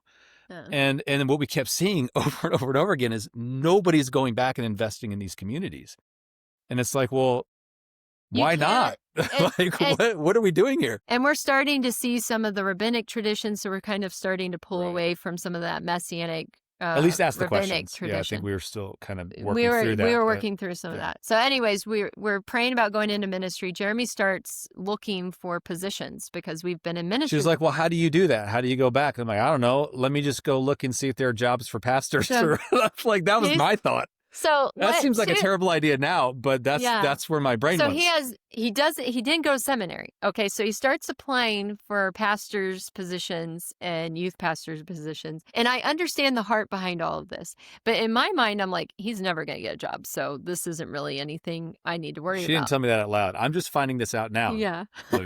No. And so I was like, oh, well, I'll just cast a wide net and see who bites. So that's kind of my mentality. Sending out all these applications and he's working. At this point, I was teaching. Actually, I went back to teaching. I had a few kids in school with me. He was homeschooling a few because he was working on some aerial photography and things like that. Anyhow, I get pregnant with our 8th kid. And he looks for a different job, starts installing internet, and I'm teaching at this co-op with a newborn. And he had just heard back from one of these churches and had started the interview process. And I'm thinking he's never going to get the job because it was a First Baptist church. Because he was going in completely honest about Southern what Baptist, we believe. like very reformed. Yeah. And I'm sitting there with the lead pastor, the head pastor, the head deacon. 2 other deacons are in that particular committee, and then 3 other people. And before I applied, their application process has basically a mini booklet where they ask all kinds of doctrinal and theological questions. And so when I filled that out, her and I actually sat down and we were answering the questions. Like, we need to be as honest. And I put 3 or 4 verses for every single thing I put down. So every time I answered a question, I followed that up with 3 or 4 Bible verses. So, because I expected there to be some disagreements. Come to find out later, this committee had been meeting, for 3 years, and they had not found a youth pastor yet. So they hire him, and they announce us to the church, and they have a lunch so everyone can meet us, and we have all these kids, right? Yeah. And we've not been in this situation ever. Yeah. And so they're all going, are you guys excited about Christmas? What's Santa going to bring you? And here are my kids, because we're not expecting these questions yet, because we're not thinking about that. And they're like, we don't believe in Santa, and we don't do Christmas. And they're just saying it, and then they just walk away. So we have conversations with the kids like, okay, we need to say this in a way where people can handle what you're saying and they understand what we believe. Right. So we're debriefing on the way home after this. This is day 1. Yeah, this is day 1. Haven't officially started yet. We're just getting announced. He's getting calls from deacons. The first week, I get a call from a deacon. Hey, can we meet? Do you believe Jesus was born? Like, we haven't even started. Yeah. First week, I'm in a meeting with a deacon trying to explain why we don't do Christmas. Then we've got our Messianic friends are like, are you guys Baptist now? I saw that Jeromy got hired on a Baptist church. And then we get in and then we're hit with the reality of the culture that we had left years before. It felt kind of like a mission field, but at the same time, we're not trying to convert people. We weren't overtly trying to convert people. So we're just trying to live this life and build community and relationships and allow people to ask questions and answer them. So something to put that in perspective. So when I got interviewed, they go through all the doctrinal questions, and I'm sitting there with all these important people in the church, right? And they kind of just throw it to me at some point. And they're like, all right, well, anything that you feel like you need to tell us that we should know about you. And I said, look, here's the deal. Because I'd been around enough Baptists at this point to know that this was important. I said, look, you need to know that I'm not going to go in there and I'm not going to make these kids good Baptists. That's not what I'm going to do. So if you're expecting me to come in and me have them for 4 years and then them leave being hardcore Baptists, don't hire me, because I'm not that guy. I'm not the hype guy. I'm not going to play games. I'm not going to do pizza parties. It's just not my personality. But if you want these kids to read their Bibles, to understand their Bibles and have a foundation for their faith when they leave your home, that's why you're going to hire me. So if that's not what you're looking for, I'm fine with that. But if you hire me, that's the guy you're getting. Because I'm like just like super serious about the Bible. And like for me, I felt like we didn't need to withhold that from teenagers. We needed to instill that in teenagers, and the games and all the other stuff was just a distraction from them really growing and developing in their faith at a time where we're super critical for them to really grow and develop in their faith. And so like that was on the table. And so I'm like, look, I'm not teaching them Baptist doctrine. I'm not pulling out the Southern Baptist statement of belief. Like those are things I'm not going to do. How long did you last there? I was there for just over 3 years. Yeah, 3.5. And so the pastor I got hired under was fired, I want to say a year in. Yeah, a little over a year in. Yeah. So then it was really difficult. It got really hard after that. Yeah. There was a group of people that were not pleased with the direction that pastor was taking the church in, and that included having us there. And so it was a challenge, and it was a struggle, and it was a struggle in our marriage too. Like everything else, I was there every day. And so I was building a relationship with people, and I was talking to people and engaging with them, and she wasn't. So she was getting a lot of the more negative chatter, and I was having a lot of just the normal conversations. And so it was really hard on her because I'm like, my mindset is don't burn the bridges, walk this out, stick it through. And our commitment to this whole thing when we started was we're going to stay until God tells us to go. Even if we get fired, we're going to stay until God tells us to go. And it's just really hard. You walk in obedience, you take off for Shabbat, and then you lose your job. That's not the happy ending story that people usually share, right? And you trust the Lord with your family size, and you get pregnant the day you lose your job. Like our life, walking this life of being followers of Yah and his word, even from before we understood Torah, has always been like, we will follow you no matter what. And it's always been difficult and hard for and us. a struggle. Yeah. And we hear success stories, people take the Sabbath off and their businesses thrive. And like, I've tried to start businesses and they fail like every single time. And so not everything when you get into stuff like this and you start being obedient necessarily works out the way that you think it should. When God says he prospers you, that looks different for people. Right. He may prosper one person with a successful business and he may prosper another person with 11 kids. But that means we struggle in other areas and we sacrifice in other areas. And we are super blessed. I mean, we have 11 kids and we've been provided for every time we need it. And sometimes we were provided for a lot and sometimes it was a little, but it was always what we needed at the time. It was always just enough for what we needed at the time. Like when we sold our house in San Antonio, we had renovated it. We made a lot of money on the sale and we were able to buy the property in Hondo.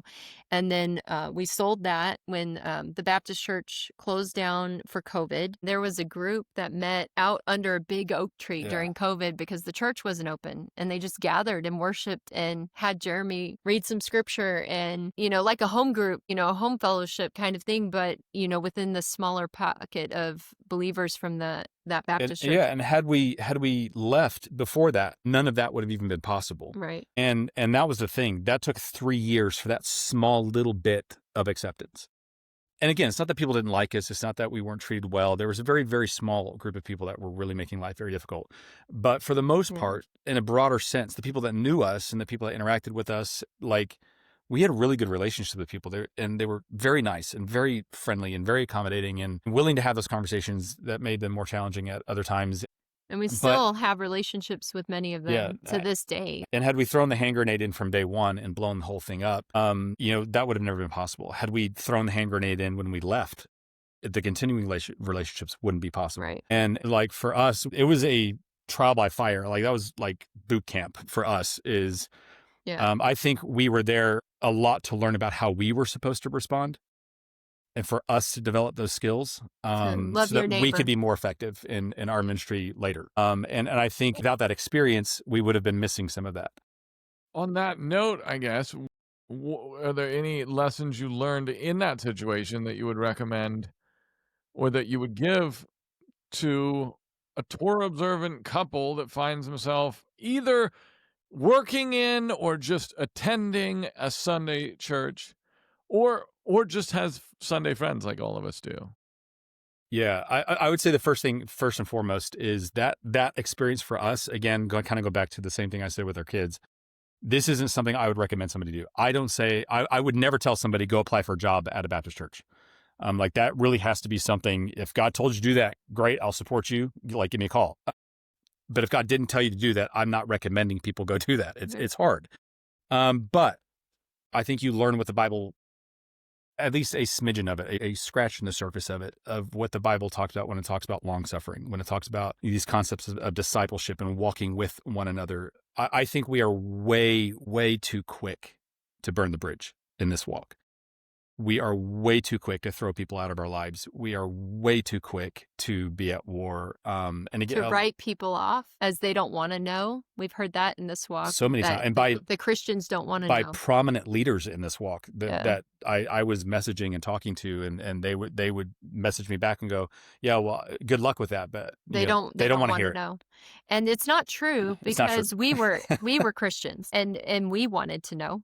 I would encourage people, especially if you're coming into this newly, or if you've been in this a while and you haven't been challenged in this way, our relationships with other people are the bridge. That's the gateway for us to communicate with them about our religious beliefs or our faith. And once that bridge is burned, not only does it damage your ability to witness with those people, but it also damages those people's perspective of all of us who believe that same way. And in a greater sense, it damages their perception of who Yeshua really, really is. And I don't want to do damage to his reputation way more than I care about mine, or way more than I care about this movement. I don't want somebody to look at Yeshua in a way and reject this part of his personality and his character and who he was simply because I was a bad witness of it. And that was something I had to learn. I was a terrible witness when we got into this. When we all come in, we're like super passionate and we can see it so clearly and we want everyone else to see it. And we forget that it takes other people different amounts of time. Yeah. You know, this is what the Lord showed me with Jeromy, because when I was praying, the Lord was like, look, just shut up. And that's what the Lord told me. He was like, don't talk. And that's hard for me. And so sometimes we just need to do that. Sometimes we just need to not say everything that we're thinking all the time and not give everybody every piece of information we know, but we need to allow the Holy Spirit to guide us in what we're saying and allow him to take that person on their walk, on their timetable. And you don't know what that looks like. And you don't know what seeds you're planting. And you don't know what's going to trigger a response from them. Like for some of us, it's food. For some of us, it's Sabbath. For some of us, it's something completely unrelated. Like for me, it was the book of Galatians. But we don't know what that trigger is going to be. But if we burn that bridge, we may never find it. And when you walk through that with people, you start to learn where those spots are, and those opportunities make themselves available to you. You don't have to force it to happen. You need to spend time there.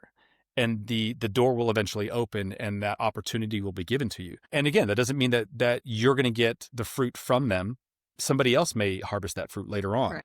But you're leaving that door open for them to hear that even from somebody else, as long as you handle yourself in a way that allows them to hear it. But there's so much about that. It's just about being patient and long-suffering and willing to walk these things out and to play the long game. Like we're so short-sighted. Like we want microwave conviction. We want microwave change in people's lives. And it's like, it took me 2 years after my wife had already been kind of looking into it for some time. We get in such a hurry that we're unwilling to just persist and to walk that thing out with other people. And even if that means you just do it with one person and that person is your focus. And we had a really good friend of ours, his brother-in-law just really had a hard time with the whole thing. And his brother-in-law was constantly calling him on the Sabbath. Hey, I need help with this at my house, and I need help with this and this other thing. And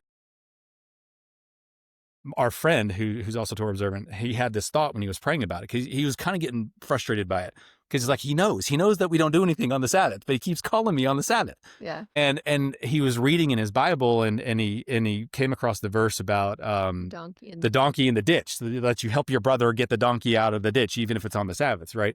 And so his brother-in-law would call him and ask him for help, and he would kind of just, as an aside to himself, say, all right, you're my donkey today. And he'd go help his brother. No, he told his brother-in-law, you're my donkey in the ditch. Eventually it hit him. He's like, why do you keep coming over here and helping me on Saturday?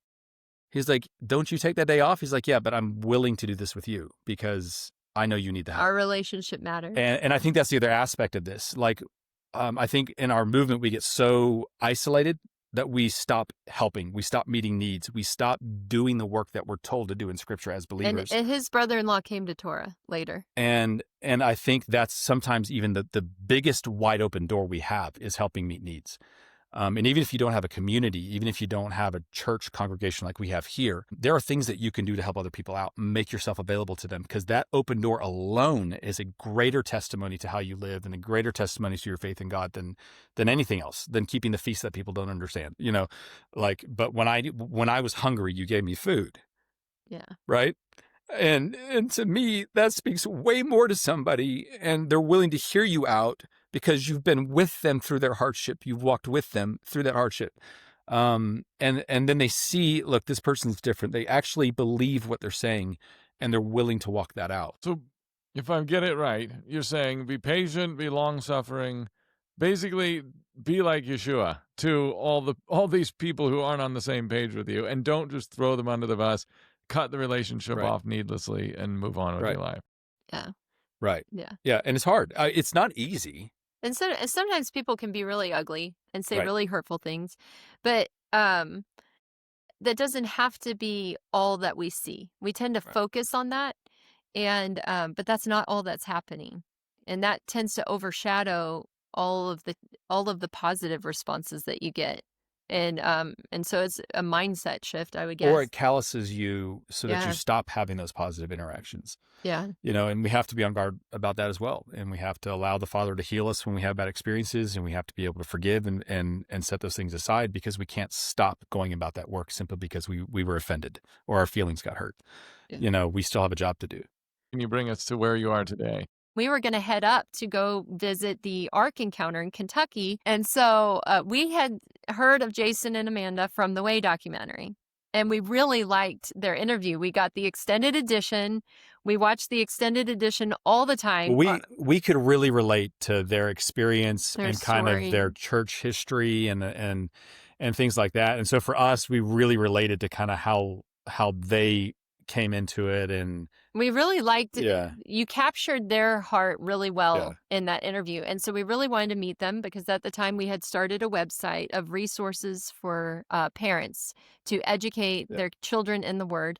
And we were also interviewing people in this walk to put their testimonies out there on the website as well. So I had reached out to like David Wilbur and Jason. And what I had done was I actually wrote down all the names on the Way documentary and started Facebook messaging all these people, because I didn't know as many names at that point. And we're just like, we wanted to be like a ministry where parents could encourage parents to teach their children the Word and not be intimidated by it, but also kind of bridge the gap between mainstream and Torah. And so we were wanting to share people's testimonies of their faith and share our lifestyle and all of that. Right. And so we come up through and we meet with them. We ended up not even doing the interview then, because we were supposed to do the interview forever. That night, and we sat and talked for 3 hours instead. And they let us about stay here at the fellowship upstairs because we couldn't find anywhere to stay locally. I guess it was like tourist season. So everything was booked, because in the fall with the leaf change, it's booked out up here. We had a great time with them. Jason's like, well, if you're going up to Kentucky to the Ark Encounter, you should go up to Indiana for Shabbat next week, and I'm going to be up there and see this other fellowship. And I'm like, it's on the way. Like, it's totally out of the way. Like, we're going past Kentucky to Indiana. Yeah. And anyhow, but we were chasing the open doors. Like, we just had no real set plan. So we did the Ark Encounter. We went up to Indiana. Jason says, well, on your way back down, stop by our fellowship for Shabbat next week. Right. On our way back to Texas. On our way back to Georgia, Texas, so that we can do Shabbat with them. Just was like 12 hours out of the way. It was not a big deal. 12 hours out of the way. Right. So we did that and camped along the way. And then we came back to Texas, camped along the way.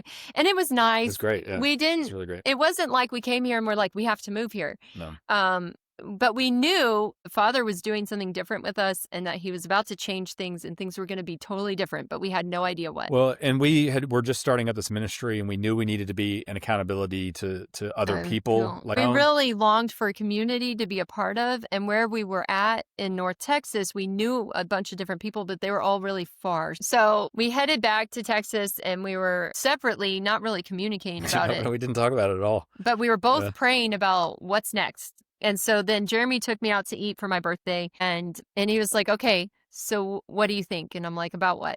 And he's like, all right, what's the Lord telling you? What are we doing? Like, what's next? And I said, I think the Lord wants us to move to that fellowship in Georgia. We both got the same thing from the Lord separately without talking to each other. And then like we were sharing this together. That's what we felt the Father was telling us to do. And so I was like, okay, well, how do you want to go about doing that? And he was like, I don't think we need to figure it out. I think we need to just do it. And I was like, who am I married to? Because usually I'm the just do it person. And he's the, we have to figure it all out before we do it. I am the epitome of paralysis of analysis. Like that's, Yeah. I won't do most anything because I overthink it. Yeah. So we ended up February 2nd in Georgia with 0 vehicles to our name. A month later. And no job, no vehicles, no but we have a job, house. No vehicles, we have a roof over our heads. And we have a fellowship. And we have a U-Haul, Yay. a small U-Haul of stuff. And like, she's calling me on the phone saying, hey, the van's making a funny noise. I'm like, what kind of funny noise? She goes, oh, it just shut off. It's not working anymore. And we just abandoned the van on the side of the road. Yeah, we left it on the side of the highway. And we're like, well, now what? You know, like even if I got a job, we don't have a vehicle. I can't go to work because I don't have a vehicle to get to work, even if I had a job. So our friends leave us one of their cars. They had discussed it prior. They leave us one of their cars to use until we can find a vehicle. But it only seats 5 people. And we have, at this point, we have 9 kids with us. And we call a tow truck. We get the van towed to a mechanic somewhere in the area through our insurance, which is... It's still in Tennessee. It was still in Tennessee on the side of the highway. And it's the transmission, and it's going to cost more than the van's worth. And so at this point, we're like, this is like the second transmission we'd replaced in that van. So we're like, we just need to get a different van. It doesn't make sense to keep dumping money into this one. So we scrap it. They send us a check for like $300. The guy's never seen us. We still don't know who the guy was that sent us the check. We but never he met sent us him. a check, which is great. And he had our van. And the question that kept coming back to me is, did God tell us to do this? And she said yes. And I said, okay, then we keep doing what he told us to do. And you just keep obeying. Yeah. We have no control over the transmission going out. We have no control whether or not I have a job. We have no control over any of this stuff. The one thing I have control over is whether or not I'm going to obey. And so, all right, we're just going to commit to obedience then. We're just going to do that. And that came with a certain level of trepidation and, train wreck disasters. But, I mean, we got here. Jeromy got a job, and it's been a good job. He's had that ever since. And then we got pregnant with our 11th child, and we had her in Georgia. And right before we had her, we were discovering all these issues with the house. And the landlord was not super duper happy about replacing all of these things. The house had not been lived in for a while, and there was mold. And so it was getting to be kind of not a great situation. So we were trying to figure out where to go next. Now we have no money left because we've moved. We've lived off of savings. We lived there for a year. We were living there month by month after that first year, and all the savings are gone. And so it's like, okay, maybe we can set aside, I think I had set aside like $10,000 that we had saved from that previous batch. And with our income tax return, we could maybe push it to like 15 for a down payment, maybe 20. And so we're trying to like find something to buy. Well, we can't get a loan. And home prices out here had just skyrocketed. So everything in our price range or our budget was like to the studs, falling apart kind of thing. And it's a fixer-upper, which it's like, well, we can't get into a fixer-upper because we have 0 money after we pay the down payment. We can't get a loan because we didn't qualify for a loan that would be $750 mortgage payment a month because he didn't make enough money, but we were paying $2,000 a month in rent. And so it was like, but we're paying more than that right now. So we can't afford that. We can do it. Like, it's actually going to help us out. Yeah. And so we couldn't get a loan. Everything. We couldn't find anything to rent because who's going to rent to a family with 11 kids? Because at this point, our oldest son had finally joined us up in Georgia, and we had our 11th child. So we have 11 kids. Who's going to rent to us? We can afford a 3-bedroom, and we really can't even afford that because the rental prices were now at like $2,500. Yeah. And it was nuts. It was crazy. We couldn't find anything to rent. The septic tank isn't big enough. And all these places out here have septic tanks, and they're not big enough for a family of 13. And so we're just like in this situation where we can't get a loan. And the guy had asked us to move out of the house at this point. Yeah, he had asked us to move out of the house because he was going to sell it because it was like going to need a complete foundation repair and kitchen remodel and like all these Yeah. things. And so we have to leave. We can't rent. We can't buy. So we're just praying and we're like, and at this point, the baby has come, and all these problems started before she got here. And I was just like, oh my gosh, what are we gonna do? And we have a newborn. We cannot stay in a house with mold. We've already done that before, and with a baby, a newborn, it's really bad. So I prayed about it, and I was like, Lord, we want a garden, we want to have chickens, and I'm like, we cannot afford the rent in this area, and you called us to move out here. And the next day, the owner of the company Jeromy works for, his wife was telling him about a lady that She has calls a me property. into a meeting. Like, I don't know what she's going to tell me. Like, I think I'm in trouble because that's what I always think when I get called into meetings. And we sit down, she closes the door. She goes, what do you think about homesteading? She knows a friend of hers is caretaking for a property, but they're fixing to move. And so they've interviewed a bunch of people. They can't find anybody who does it. But I had talked about it here and there at work. And so she was at least semi-familiar that we had done it in the past. And so she connected us with this person who had 18 acres out here in North Carolina that needed a caretaker, had, a nice house on it. And she just wanted it to function like a homestead would, But the property owner doesn't live here. She just vacations here from time to time throughout the year and just needed somebody to fill in the shoes, So I reach out to the caretaker at the time who was taking care of the property. And I'm trying to get information about the house because, like, we have a huge family. So I start off with, I have 11 kids. We're trying to set reasonable expectations. Reasonable expectations. Are you going to hang up on me now? Because we're crazy. So anyhow, so she's like, it's a 5-bedroom house, it has 2 bathrooms. And I'm like, oh my gosh, this sounds great. So we tour the property, and she asked us if we think it would work for our family. And I said, yeah, I think it would. It's a beautiful property. There's this huge hoop house that we have to maintain with like annual gardens, vegetable gardens. There's 18 row beds of like perennial herbs and blueberries, and now I've planted raspberries. There's a whole apple orchard, which we've added plums and peaches and cherries and persimmons and figs, and it's like a scale-based rent. And so if we, depending on how much work we do, how much so like we could just mow and weed eat, and the rent would be like half what we're paying at the other place. Or we could do, there was like a mid-range, I don't remember what was on there, and then the full thing was like manage all the gardens and everything, and it was the lowest rent. And so it was significant for our family. And so there were a couple other people interviewing for the position with the property owner and the caretakers, and they ended up choosing us and our family because they liked the property owner liked the idea of having lots of kids on the property. And so we moved out there. Our property owner did reach out to us because she knew our faith was a big part of our story in our interview with her. And so she wanted to make sure that, we understood that she is not a believer and, and might have different orientations and things of that nature. And so she wanted to make sure that we were okay with that. And so we were very open and honest about our faith with her.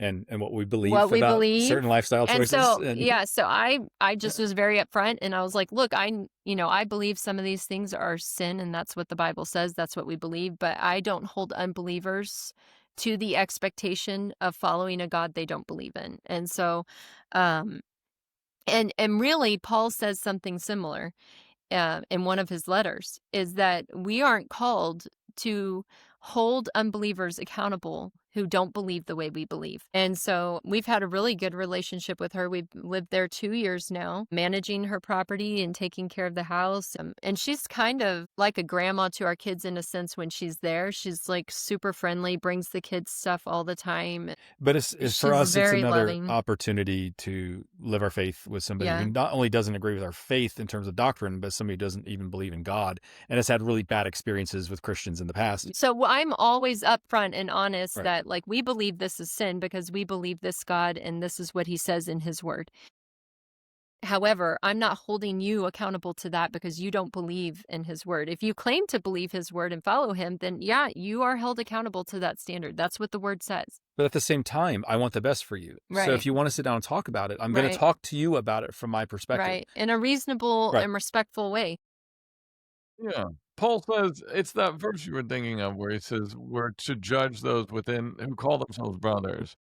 If we were to judge those who don't, we judge the whole world. And how could we live in the world? So, yeah. Exactly. Yeah, it's been a really fruitful relationship, and we're really grateful and appreciative to her. She's so sweet and has loved and taken care of our family, and we've loved and enjoyed living on her property, and it's allowed us to learn a lot. I've learned a lot from her because she's already got all these established gardens and herbs and But it's just one more opportunity for us, like, and that's kind of a lot of what our lives keep coming down to is just these pocketed opportunities where God puts us in places where we have the opportunity to reach out to people we wouldn't normally have access to, or be in situations that most people in our walk wouldn't ever be in, and have the opportunity to be an example and to live this walk out in a way that's reasonable, not just the craziness you see on social media or on YouTube. But the person, you're talking to them, you're looking at their life, you're seeing the fruit of their life. And that's something I think that we've come to value in having those opportunities and trying to make the best of those. Something like I ran into later on, like in this walk after we had been in this for a while, is something that God really convicted me about just in how I was engaging with people was, am I more concerned about winning the argument or am I more concerned about winning the soul? And when I was able to make that distinguishment, I stopped caring so much about the argument and put all my focus in on winning the soul. Anything I can do to preserve that relationship, I will. So That's that if I have the opportunity to win just one more, I will. And that for me was a major shift in how I engaged with people after we got into Torah, because initially it feels like it's a constant battle, a constant war, justifying, defending, and arguing and winning the arguments and getting the gotchas and all the things that happen when you get into that cycle. And eventually, you win so many arguments that you're no good to the kingdom anymore. You've done so much damage to God's reputation that nobody wants anything to do with him anymore. And it's like, okay, well, I've won all these arguments, but now everybody hates me. Everybody hates this movement. Everybody hates God because of the example I put out there. It's one thing if people reject God because because of what they know about him. It's another thing if people reject God because of what I did. Yeah. And I don't want to be a barrier to somebody rejecting God because of my own conduct. And that was something I had to learn the hard way over and over and over again. So many people in this movement have had to learn that. I'm glad. Yeah. I'm glad we eventually do. How have you been involved with Pursuing Truth Ministries? Are you involved in that as well now? So we help with the kids' classes because we all kind of rotate through helping teach kids' classes. Jeromy helps with the feast lessons, which are like when they have a little lesson for the object lesson for the kids during the service. And when I got here, there was no dancing in worship. And so I was like, hey, I know a little bit of dancing. Do you guys want me to lead some dancing for worship? And at that time, I had no clue how to do that because I just followed. But I loved dancing in worship and I really missed it. So eventually I started reaching out to the people that I danced with at Baruch Hashem, and they would send me notes and dances and help me figure out dances for the songs up here because these are a little more country.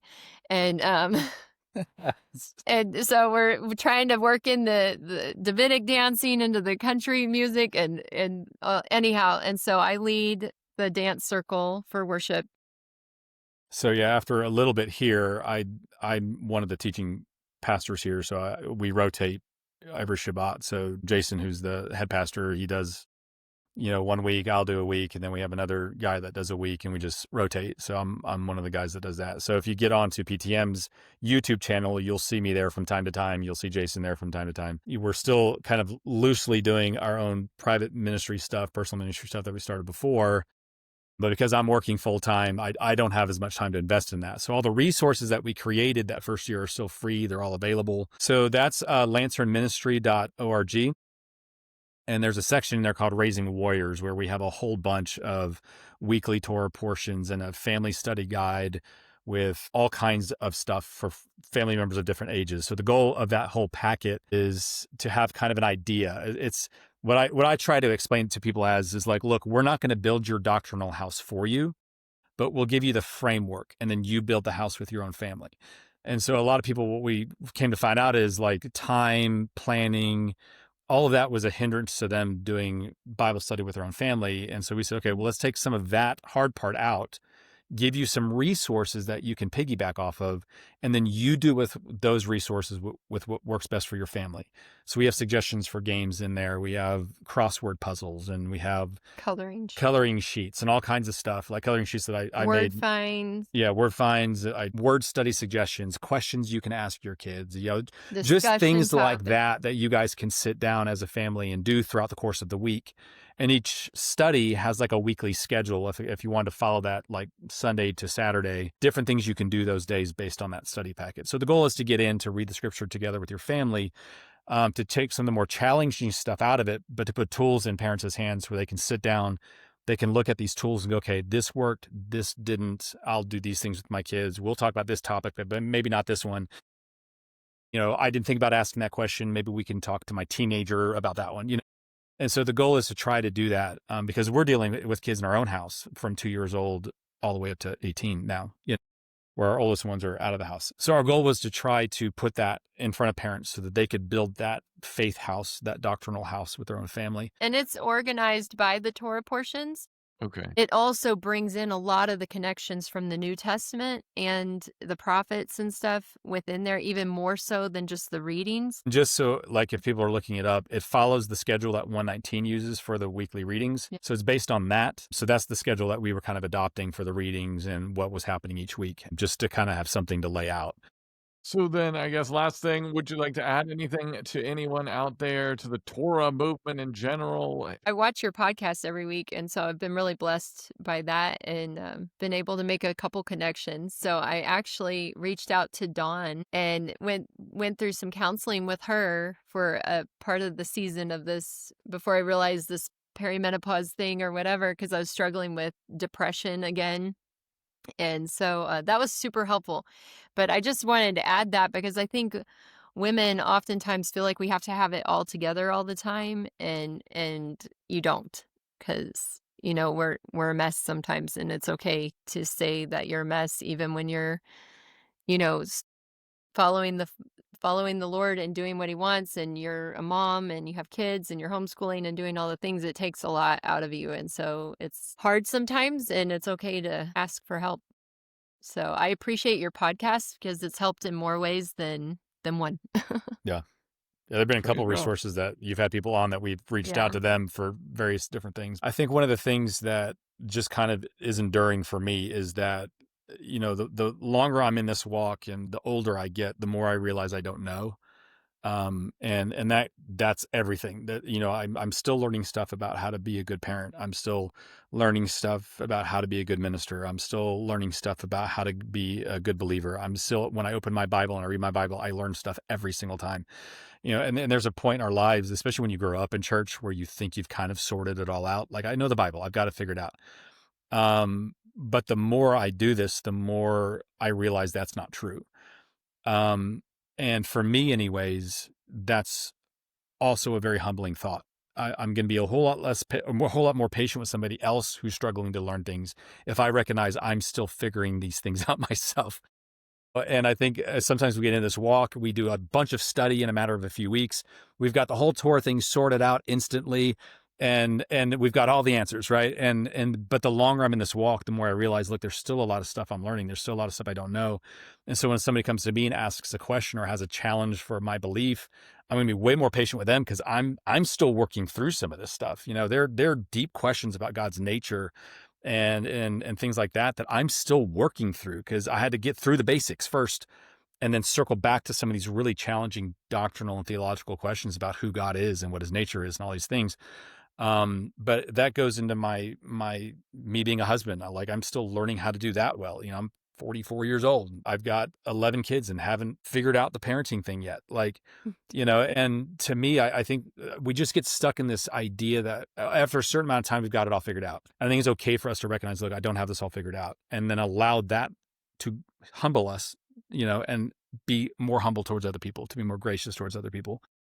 And that would be what I would put out there is remember who we are, and not forget that these things take time, and that we need to be humble and recognize who we are, and that we're weak, and that we are always lacking information, and that we don't have all the answers, and to be willing to be gracious and humble, when we're dealing with other people in that process. That's great. Well, Jeromy, Jenny, thank you for taking the time to be on this show.